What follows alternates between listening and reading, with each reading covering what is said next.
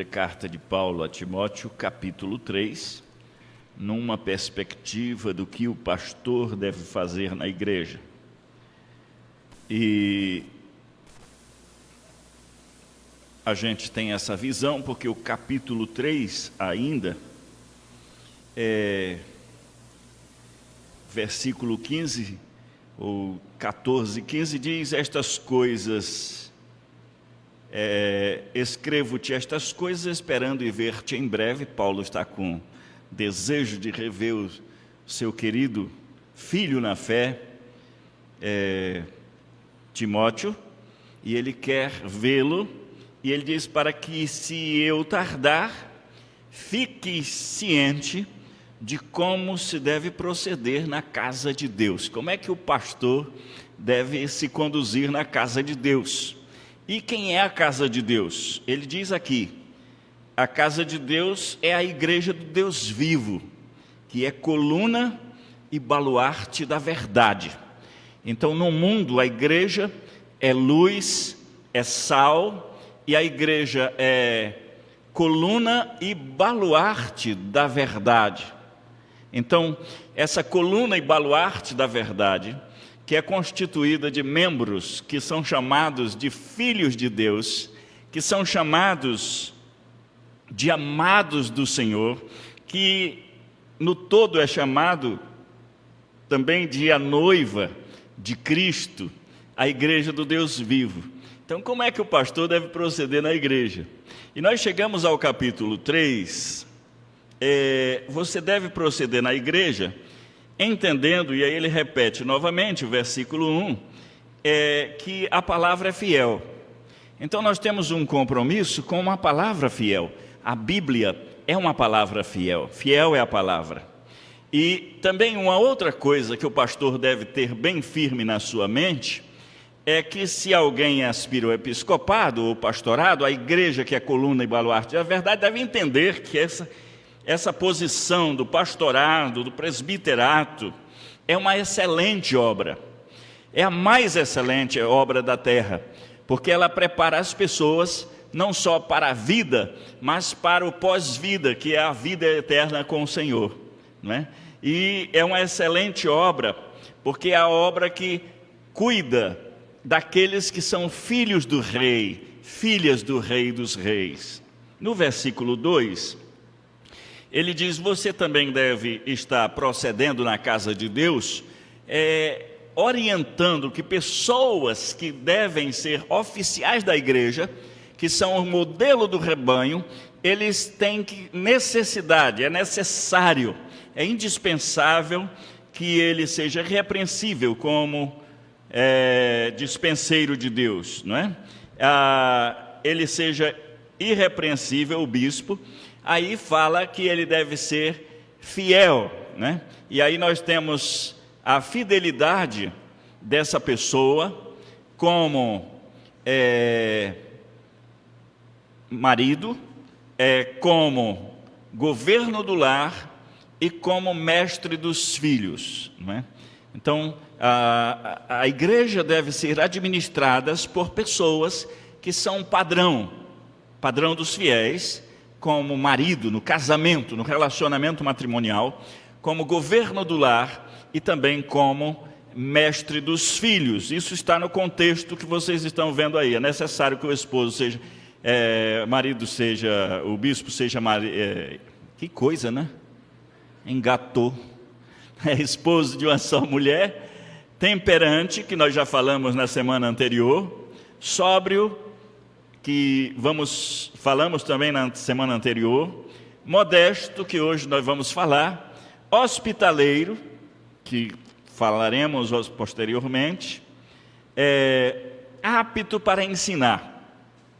E o que é legal quando a gente olha essa perspectiva é que, se você é um oficial da igreja, você tem que ser alguém temperante.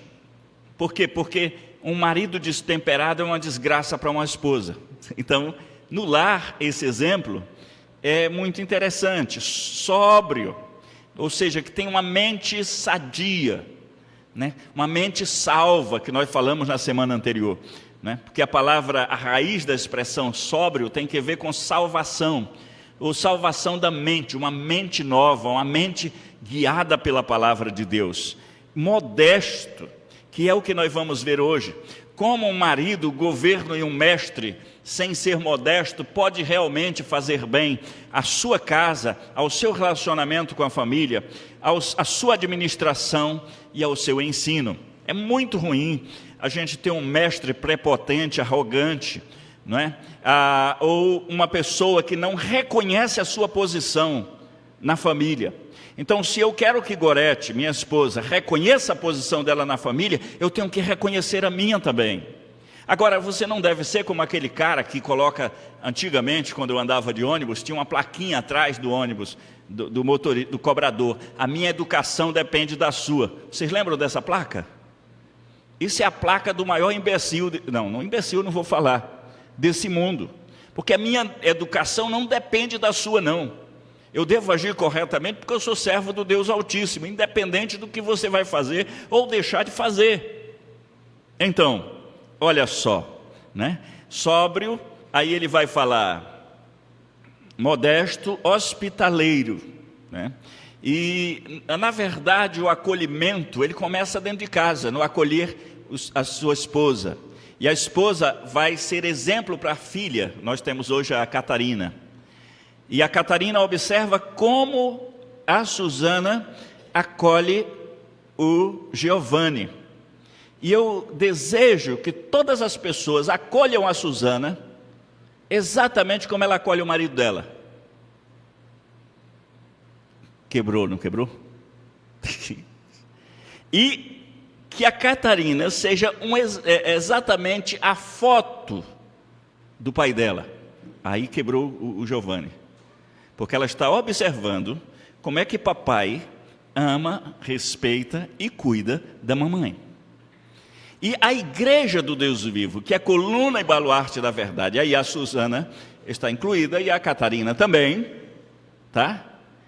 O mundo vai estremecer diante do testemunho dessa coluna, porque ela tem qualidades que o seu ministro tem. Por isso que o ministro é o padrão, é o modelo da igreja, para que a igreja seja assim também. Então, vejam, meus queridos irmãos, que grande responsabilidade tem o pastor, tem o presbítero, tem o diácono. Tem aquele homem que prega na igreja, como o irmão Charles. Ali ele tem a esposa, os 2 filhos, na ordem, né? Um é vascaíno, ele falhou no ensino ali. Não, nós somos vascaínos, né? Então, é vascaíno isso aí? Deveria ser fluminense. Fluminense é que é o time, né, Josué? Quando ele não tem alegria, ele dá alegria para os outros. Mas, meus irmãos, voltando aqui para o nosso tema, né? Veja bem, apto para ensinar, que é didática. E é interessante que tudo começa na família. Alguém diz: pastor, não sei ensinar. Então nunca case. Porque a primeira responsabilidade de você como pai, como filho, aliás, como esposa, é ensinar quem? A Catarina. E se você não sabe ensinar, então tira o cavalo da chuva, não vai ser nem casado, vai morrer solteiro, né? Vai ser eunuco, e você vai ser também uma peste na igreja, porque só vai dar trabalho, né? Porque quem não trabalha dá trabalho, né? Então, eu não sei ensinar, sabe sim. Aqui Luísa, Luzia, Justino tem que saber ensinar. Pastor, mas eu nunca vou atuar como professor formal nas escolas públicas ou particulares, mas você vai atuar na sua casa. Então esse negócio de dizer, eu não sei ensinar, é papo furado. Ou você aprende, ou você não tem cérebro. Deus te fez inteligente para aprender as coisas. Então aprenda a ensinar, ok? E aí ele vai falar: não dado ao vinho, não violento, porém cordato, inimigo de contendas, não avarento, que governe bem a própria casa, que foi assunto esgotado, criando os filhos sob disciplina com todo respeito. Está lá? E aí ele diz: Pois se alguém não sabe governar a própria casa, como cuidará da igreja de Deus? E um destaque a isso, Deus não quer um ministro que não cuide bem da sua família. Ele diz assim: se tu não cuida bem do teu filho, como é que tu quer que eu te dê meus filhos para tu cuidares? Então tira o cavalo da chuva, porque eu não vou dar meus filhos aos teus cuidados, né? Com o Gorete nós tivemos 3 filhos, né? E nós tínhamos todo cuidado para alguém que ficava em casa cuidando deles. Porque se a pessoa já tinha um mau testemunho, não podia cuidar bem dos nossos filhos, e nós não queríamos na nossa casa. Deus está dizendo: você vai cuidar da minha casa e dos meus filhos, então cuide bem dos seus. E ele diz: como cuidará da igreja de Deus? E aí ele diz: não seja neófito, para não suceder que se ensoberbeça e incorra na condenação do diabo. Então, neófito não é apenas aquele que é recém-chegado na igreja, mas é aquele que não desenvolve, que não cresce, que não amadurece. Tem gente que passa de verde para podre, não amadurece, né? Então a Bíblia diz: imaturos eu não quero na minha casa, eu não quero cuidando dos meus filhos, pode fazer coisas terríveis. E aí ele diz: pelo contrário, é necessário que tenha bom testemunho dos de fora. E uma coisa muito legal é o testemunho da vizinhança. Porque enquanto nós pregamos aqui, eles estão olhando pela brecha da janela, como é que nós estamos procedendo. Se há uma coisa que você pode ter certeza, é que os vizinhos sabem da sua vida.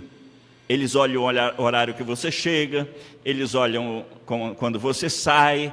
Lembra daquele cara que chega com a cesta do lixo lá na lixeira?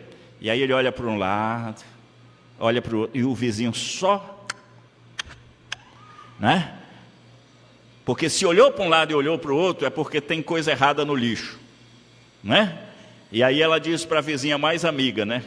Olha, eu não sou fofoqueiro, não gosto de fofoca. E quando coloca a mãozinha assim, o negócio é perigoso, é das piores, né?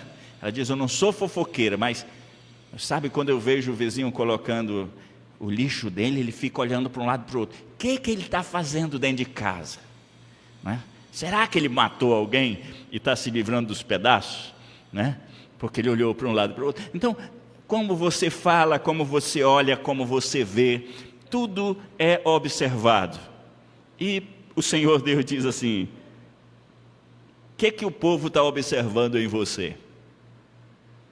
Qual é a observação deles? Meus queridos, e ele diz: o diabo vai se aproveitar do mau testemunho para zombar, para chacotar, para humilhar aqueles que servem o Senhor. Então, a semana passada nós trabalhamos sobriedade, ok? E hoje nós trabalharemos esse tema, né? Modesto, ok? E eu estou passando aqui porque eu estou um pouquinho... modéstia. Modesto, o que quer dizer? Então, em síntese, modesto significa organizado e sob ordem. É isso que significa modesto. Como a gente pode comprovar isso? Antes, a gente precisa aprender que a vida cristã não é improvisos. Não é improvisos. Você já foi de improvisos? Eu conheço um cara que gosta bastante de improvisos, né? E que já se deu muito mal por causa dos improvisos. Vocês estão olhando para ele. É horrível. Então, à medida que o tempo vai passando, nós vamos amadurecendo, a gente vai percebendo que o improviso não é legal, né? Você não pode agir de improviso. Planeje-se, organize-se. Mas pastor, modesto é isso? Olha o que está significando aí modesto. Modéstia vem da palavra grega cosmion, ou raiz cosmios, ou cosmos, que significa bem organizado, conveniente, discreto e modesto. Nesse sentido, o conjunto não é, e não o particular ou individual é o foco. Então, o modesto, ele trabalha no conjunto e não no particular e na individualidade. Vocês já viram aquele cara que diz assim: olha, se eu me separar de ti, mulher, a televisão é minha. Aí ela diz: mas a geladeira é minha. Né? Então já compram as coisas planejando a separação. Né?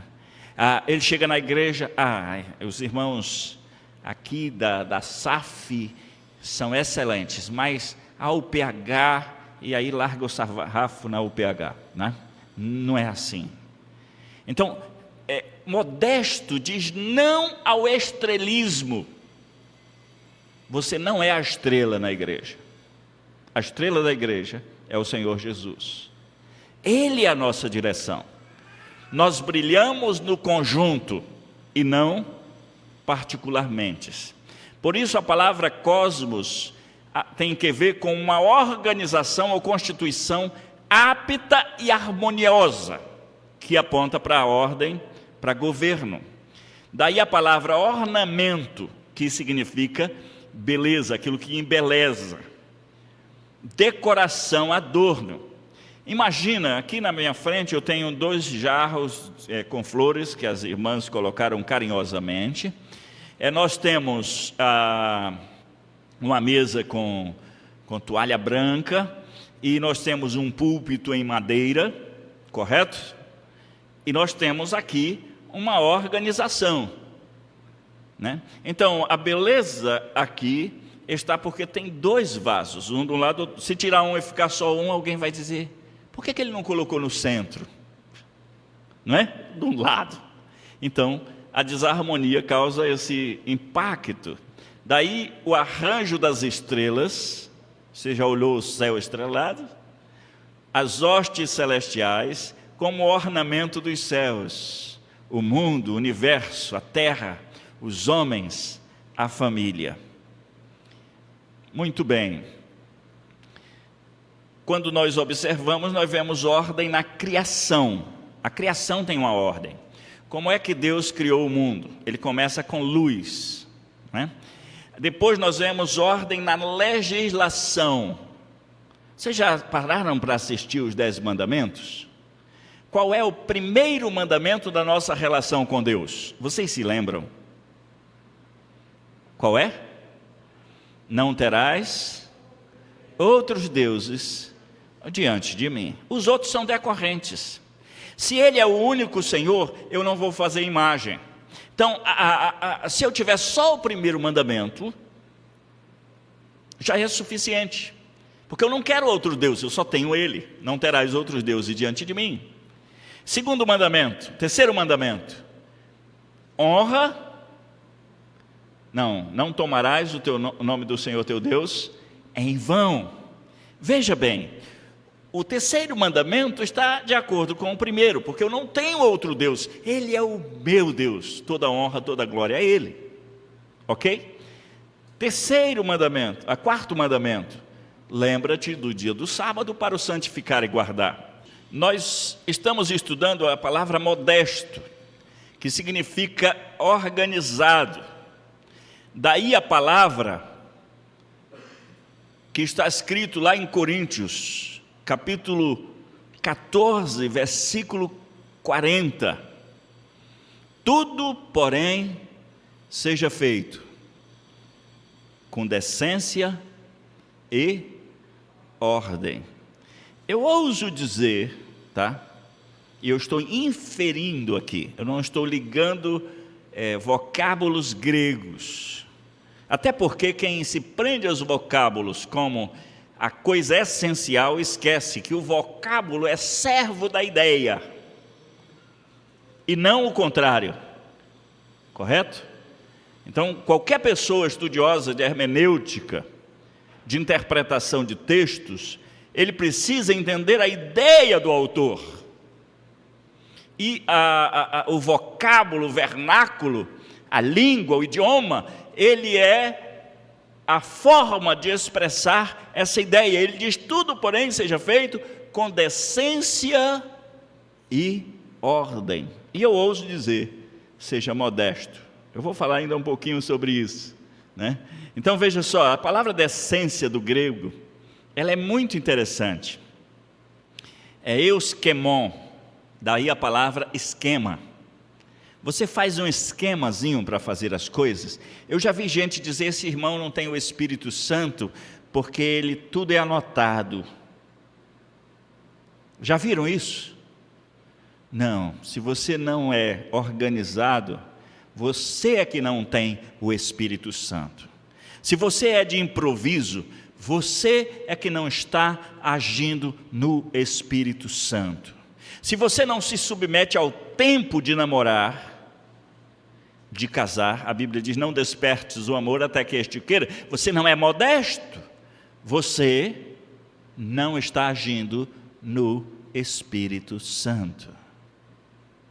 Então, adolescentes, com todo carinho, eu tenho meus amigos adolescentes aqui da igreja, são meus amigos, nós somos chegados mesmo pela graça de Deus, né?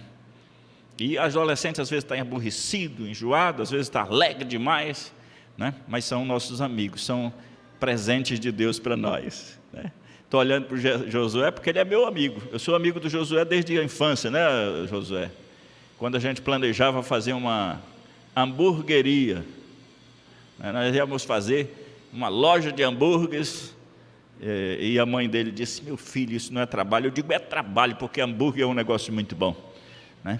Então, quem sabe, né, nós vamos fazer ainda uma hamburgueria. Mas, meus irmãos, criança, seja criança. Adolescente, não queira ser adulto. Você não é adulto, você está na regência do seu pai, da sua mãe. Obedeça. Mas é ruim obedecer. Quando tu tiveres filho, tu vai saber quanto é ruim ter um filho rebelde. Então, não dê essa situação para que no futuro o seu filho diga, mas o senhor era assim como o seu pai. Não faça isso. E se já falhou, papai, me perdoa, né? Eu não tenho sido um adolescente legal, né? Quando o senhor quer ver jornal, eu quero ver Pokémon. Não sei, né? Mas a prioridade é do papai. Ele passou o dia trabalhando para trazer o pão para casa, e você quer tirar o momento dele? Não, não tire. Respeite seu pai, sua mãe. Ok, tudo seja feito com decência e ordem. Isso tem a figura de elegância. Eu gosto disso. Porque alguém diz, esses crentes são tudo na pinta, não é? E eles se ajeitam, não é? As mulheres da igreja. Eu ainda vou fazer no final aqui do estudo um desfile, não é? Vai passar a Gorete na frente, esposa do pastor. Depois vem a irmã Francisca, a Sheila, né? Não, a Sheila é a segunda, que é a secretária executiva. Aí depois vem as filhas. Vocês vão ver como as mulheres da igreja aqui são elegantes. Não vou fazer isso, não. Elas já disseram, não é? Aí vem o Tota na frente, né? E vocês vão ver como os presbíteros são elegantes. Combina as cores, a gravata, não é? É elegância. Meus queridos, Deus é o Deus da elegância. Estão rindo aqui, estão todos animados. O Charlie já está dizendo que vai levar os filhos para o shopping daqui a pouco, para a noite estarem mais ainda elegantes, né? Ok, meus queridos, mas isso não é elegância só na vestimenta, não. Elegância nas palavras, elegância na forma de fazer, não é? Tem mulher que pega a faca e no frango, né? Não, ali é só na manha, não é? Elegância. Ok, desculpem, eu estou quebrando o gelo aqui, mas vocês estão entendendo? A forma de andar da mulher é diferente da forma do homem. A forma de cumprimentar, tem gente que já vem quebrando a mão, tem outros que não abraçam a mão, tem gente que não olha nos olhos, tem gente que está falando uma coisa e se dispersando. Quantos de nós já fizemos isso? É falta elegância. Por isso a expressão, ela se traduz por bem formado, por gracioso, por agradável, por conduzir-se convenientemente em palavras ou comportamento, de boa reputação, honorável, influente, rico e respeitoso. E não entenda rico de dinheiro, porque senão nós estamos quebrados aqui, mas é rico do ponto de vista de que você vê um tesouro naquela pessoa, né? Tem gente que ganha salário mínimo, mas diz: minha filha, meu filho é um tesouro, né? Por quê? Pela forma como se conduz. Tem gente que daria toda a sua fortuna para ter o carinho, o amor que nós desfrutamos em família como servos de Deus. Nós experimentamos isso no aniversário do nosso irmão Aguinaldo. Eu fiquei emocionado um momento, aí eu escondi, disse umas brincadeiras e tudo, mas eu estava emocionado porque é um momento muito agradável, né? A gente junto, num lugar simples, né? Uns numa cadeira de um modelo, outros de outra, mas havia elegância na forma de tratamento, de cuidado um com o outro. Então, a segunda expressão que é usada em Coríntios é ordem. Uma sucessão fixa que observa um tempo fixo, ordem justa ou correta, condição ordenada, caráter, costume, qualidade, e daí ele encerra o Strong com essa palavra estilo. Então, elegância e estilo são os destaques da palavra modéstia que eu estou aqui aplicando. Olha só, é necessário que o bispo, o presbítero, o diácono, porque lá embaixo vai dizer semelhantemente quanto a diáconos. Deus não está dizendo o presbítero é polido e o diácono é um bicho bruto. Não, o presbítero, o diácono, o esposo, a esposa, o irmão, a irmã, é esse o plano de Deus para você, que você seja estiloso, elegante, gracioso, instrumento da vontade de Deus para o todo funcionar, ok? Então, como saber se somos modestos? Estamos encerrando aqui. A palavra modéstia, então, ela aponta para essa capacidade, pela graça de Deus, de se ver no todo. Eu não sou o mais importante da igreja. Eu só sou um dos membros desse corpo que Deus fez para a glória dele. É a igreja que é gloriosa, não é o Raimundo.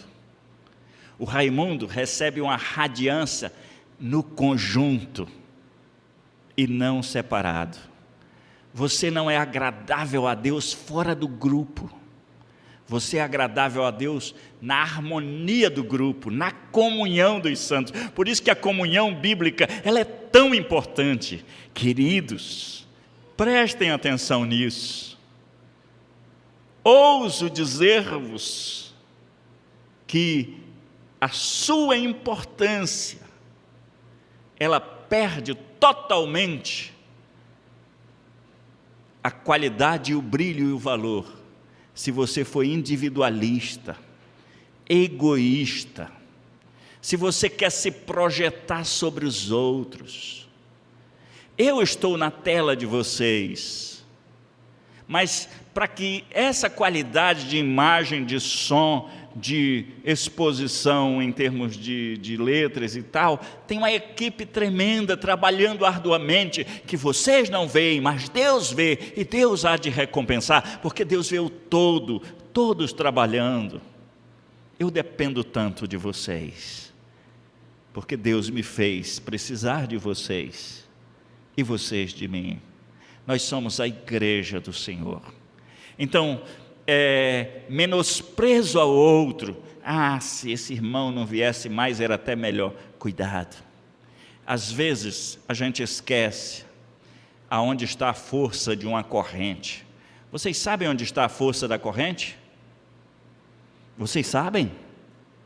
Onde é que mede a força de uma corrente? Se ela aguenta 200 quilos, 2 toneladas, 20 toneladas. Onde é que está a força da corrente?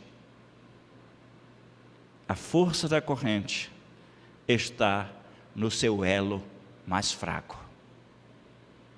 Porque se o elo mais fraco romper-se, você perdeu a corrente.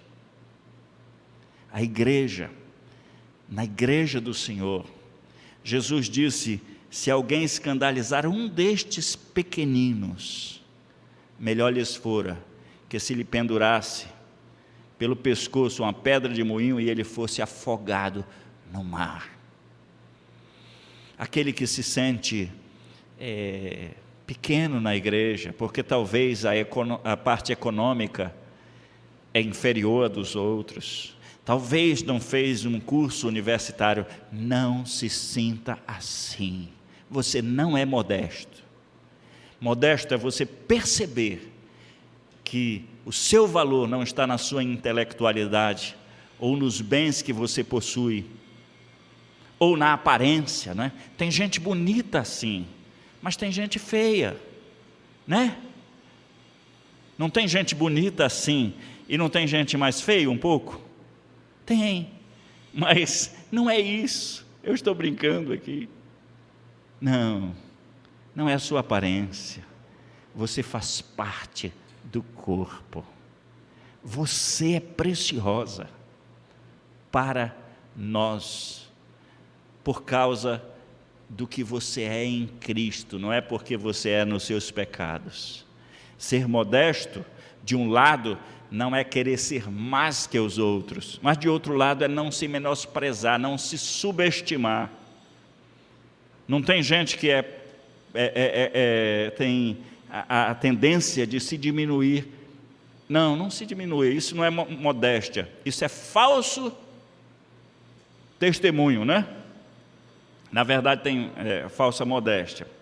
Aversão à ordem e à organização. É muito, sim, burocrático. Vocês já viram alguém falar isso? A desonestidade é irmã legítima da desorganização. Eu não fiz essa frase. Eu ouvi da boca de um irmão que está com o Senhor, e ele deve ter copiado de outro. Mas organização. Rebeldia é falta de modéstia. Você não está assumindo que você é uma criança, é um adolescente, é uma esposa, é um filho, é apenas servo e nada mais. Modéstia é saber que o Senhor aqui não sou eu, o Senhor aqui é Deus. Nós estamos na autoridade do Senhor Jesus. Sabe, eu não devo bater no púlpito e dizer: eu sou o pastor, quem manda aqui sou eu. Já viram algum pai de família fazer isso? Que presunção. Você vai ter que me obedecer, Marcos. Você vai me obedecer, Mateus, porque o Senhor mandou isso para vocês, e eu tenho grande responsabilidade quando dou orientações a vocês, porque eu não fui chamado para dar a minha orientação, mas a orientação do Senhor para os meus filhos. Inveja. Sabe o que é inveja? É quando você não está satisfeito com o que tem, com o que é e com o que pode, mas você sempre está se colocando no lugar do outro. Eu gostaria de ser como o irmão fulano. Como a irmã é feliz. Se eu fosse ao menos a metade do que ela é. Eu não quero ser metade, nem pedaço, nem nada de ninguém. Eu sou o Raimundo, parte desse corpo, ok? Atitudes semelhantes são sinais da ausência de modéstia. Então, queridos, para encerrar, é necessário que o bispo seja irrepreensível como dispenseiro de Deus, como diz em Tito, irrepreensível, esposo de uma só mulher, mas tem que ser temperante. Não deve fugir para os entorpecentes, deve ser sóbrio, não deve ser um doente mental. A saúde mental depende de uma leitura saudável da Escritura, de um atendimento à ordenança de Deus, deve ser modesto, ou seja, deve estar enquadrado no conjunto, no todo, para a glória de Deus. Amém? Nós vamos cantar? Antes de cantarmos, seria bom orarmos. E seria bom perguntarmos ainda: que pecados nós precisamos confessar depois do que ouvimos? Tem pecado para confessar? Será que tem, irmã Socorro? Tem. Será que tem pedido a fazer? Tem. Eu tenho. Senhor, me faz mais modesto. Eu pensava que modesto era... O que é isso, né? Eu não sou digno, né, de sentar nessa cadeira. Não. Isso às vezes é hipocrisia, né? Está doido pela primeira cadeira e não quer, tá fingindo, né? Não. Eu preciso, Senhor, de modéstia. Eu preciso assumir o meu papel de marido. Como devo ser? De pai, de vizinho, de cidadão. Eu preciso assumir o que eu sou. Já quase a terceira idade. Eu sou da terceira idade com muito orgulho e com muito amor, né? Eu não estou nem aí, meus cabelos estão ficando brancos e eu estou muito animado com isso. Estou passando de fase pela graça de Deus. Não me chama de senhor porque senhor é velho. Não, senhor é um tratamento de respeito. Senhora é um tratamento de respeito. Senhora Suzana, né? Senhora Suzana, né? Senhora, senhorita Hannah, né? Mas casou, vira senhora, né? Então, pastor, eu vou casar com 70, né? É só isso, né? Não, modéstia é muito mais do que isso. Senhor, eu quero ser modesto. Depois de pedir perdão, pedir modéstia do Senhor, uma terceira coisa que a gente deve fazer: agradecer, né? Tem alguma coisa para agradecer? Tem. Senhor, muito obrigado, porque a Tua palavra confronta os meus pecados, mas a Tua palavra me dá esperança em Jesus, que o Senhor perdoa. Meu passado não vale mais. Senhor, ao invés de eu ficar zangado porque hoje eu fui confrontado na minha adolescência, Senhor, eu quero Te pedir perdão porque eu não tenho assumido minha adolescência. Eu quero pedir que o Senhor me faça aceitar o meu tempo que o Senhor está me dando, e eu quero agradecer, Senhor, porque Tu me deste uma família que me permite aprender o que é verdadeiramente ser modesto, né? Que Deus nos abençoe. Cantemos o céu com Cristo. Bem pouco importa eu habitar em alto monte à beira-mar, em casa ou gruta boa ou ruim, é céu ali com Cristo em mim. O importante é eu estar com Cristo, com o Senhor. E logo após nós vamos orar ao Senhor com o nosso presbítero Osman Barreto. Então a assistência aí já passa o microfone a ele.